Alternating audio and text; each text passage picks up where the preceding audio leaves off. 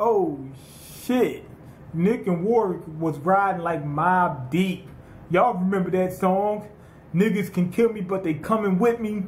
That's what Nick felt. He said, fuck that. He said, if I'm gonna go, I'm gonna bring along a little company. You know, that type of shit. And come to hell with me. I ain't waiting for them, I ain't waiting for the motherfuckers to come and get me. You know what I'm saying? I'm coming to you. Anyway, Nick, he ain't going out like no sucker. Warwick was talking to the doctor. He told him that Nick is going out, ain't shit we can do about it unless he get this drug. He says it's an enema, and it's called Celebro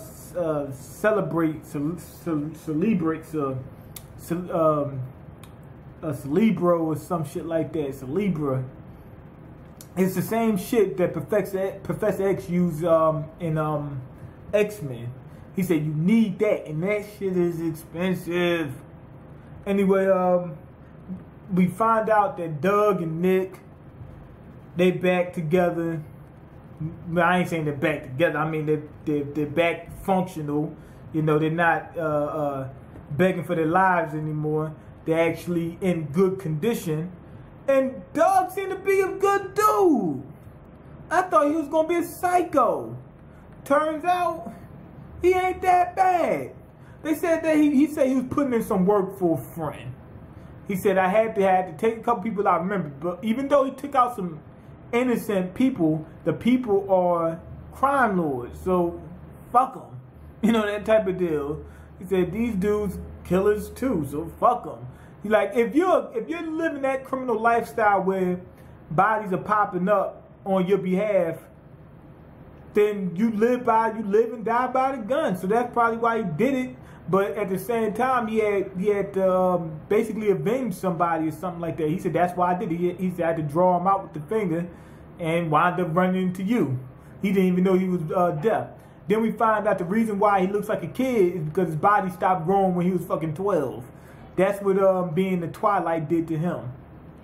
The same way Nick is deaf, he has a damn body of a 12-year-old, which means that he can never, you know, hook up with anybody because they feel like they're a rapist. Damn. Said, motherfucker, I know he 22, but goddamn. You know, this is a year later. I know he 22, but goddamn, he look like he's 12. Shit. Said, motherfucker gonna think something wrong with me when they see me with him. You know, that's what's gonna happen. When you think that, like, motherfuckers gonna think something wrong with me. And it probably is something wrong with you.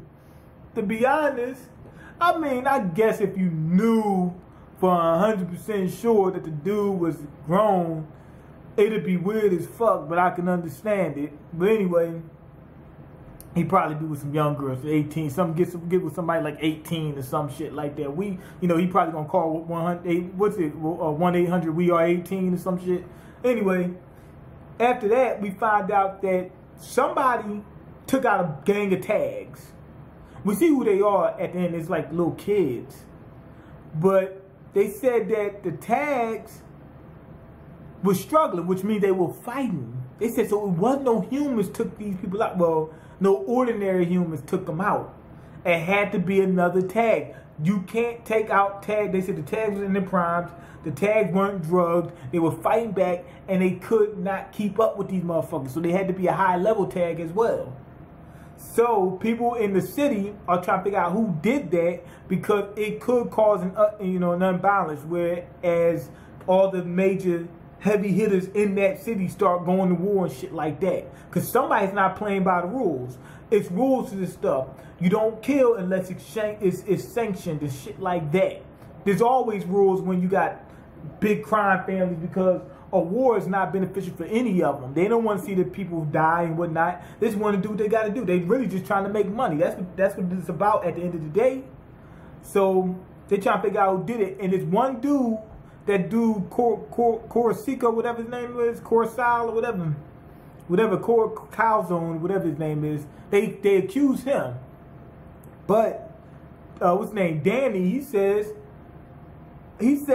yeah, it looked like it was probably him, but they said let's not exclude the option that none of us did it and maybe an outsider did it. And he's probably right. But anyway, we get the flashback. I'm gonna tell the whole flashback, you know, just get to end this thing up because I pretty much talked about everything else. we get the flashback. Nick killed the family on his own. Warwick didn't sanction that.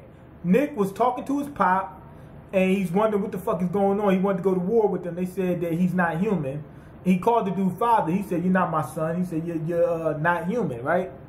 Well, the same thing happened on fucking Roots when, you know, Chicken George called the slave master his father. He said, "Shit," he said, "I got plenty of you motherfuckers running around." He don't care whether he's his father or not because he don't consider him human. He said, I helped this non-human give birth to a non-human child, so I really don't have any ties to them. You know, outside of that small portion of DNA. That's how they feel. It's very logical if you know what, you know, if you've seen it happen before. But anyway, that happened, and he was like, "Man, fuck these people." And then Warwick got attacked, and Warwick, the only person that actually looked out for him, actually cared for him. So when he seen him get attacked, he said, "Okay, it's over with." He said, "I got to kill a motherfucker." And remember, he's a tag. All he seen all his life was killing and, you know, death, kill or be killed. So he took them out. Warwick lost an eye because his dad, you know, his dad didn't want to smoke and he tried to kill him, whatever. Warwick killed everybody else. Nick killed everybody else. Nick was getting ready to kill himself. Warwick stopped him and he says, "You're going to help me out," basically. I think at the time it was like he was dedicated to his father. Remember, that's the only person he know, even though his father was a piece of shit. You know, he was that Stockholm syndrome and shit like that. That's what he had, and he was whatever. Now, at this point in time, they're standing on pretty even ground. But I think at the time, he just was like mad that he did it to his father. Remember, even though his father, you know, was Ike Turner, that was the only father he knew. I'm going to give this episode actually a 5 out of 5. It was fun. We found out that Doug, you know, really ain't no evil motherfucker. You know, we see more about his character. They got these 2 new tags that just popped up that I don't know if Nick can take them out. Because what's that dude, Delico, whatever, he was talking to Warwick. He says, "Yo, watch your man. He might get taken out." You know, so we got some new competition, and it might be a war on the rise. So it might get interesting. But we finally see what really happened. Warwick did not sanction that. Nick did it. Remember, he's a tag. It makes sense. All he seen in his life was death and fighting and war. And he just said, "You know what? I'm going to take you under my wing and get this Celebra or whatever in you." You know, at first, I think he just had Stockholm syndrome, some shit like that at that time. At this point in time, I think they just on pretty even ground. Even though he's the brain of the operation. You know, but you pretty much even ground. But anyway, go ahead and leave your comments, like the video, and subscribe, because I can't eat. I'm broke, nigga, I'm broken. You got the power to change that. Peace.